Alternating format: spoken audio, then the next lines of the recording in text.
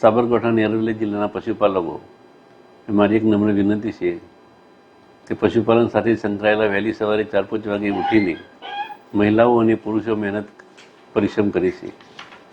દિવસે ઘાસચારો, પશુ માવજત સહિતની મહેનત કરતા હોય છે. આમ કાળી મજૂરી દિવસ રાત કરીને કરેલ દૂધ ઉત્પાદનને 5 મિનિટમાં ઢોળી દેવું એ કોઈ પશુપાલકનો જીવ ચાલે નહીં. આવા વિડીયો જોઈને અમને જીવ બળે છે કે મહા મહેનતે ઉત્પાદન થતા દૂધને આવી રીતે ઢોળી કેવી રીતે શકાય? આ કોઈ પશુપાલન ક્યારેય આવું કરી શકે નહીં. રજૂઆત હોઈ શકે, પણ આ રીતે ક્યારેય કોઈ પશુપાલન ના કરે.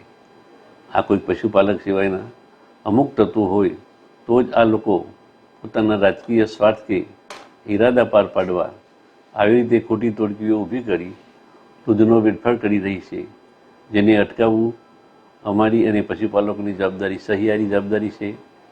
અમુક સ્થળે દૂધ એકત્રીકરણ ના થઈ શકતા દૂધનો વેડફાવ અટકાવી બાળકો, દર્દીઓ અને દીકરીઓને પીવડાવવું છે.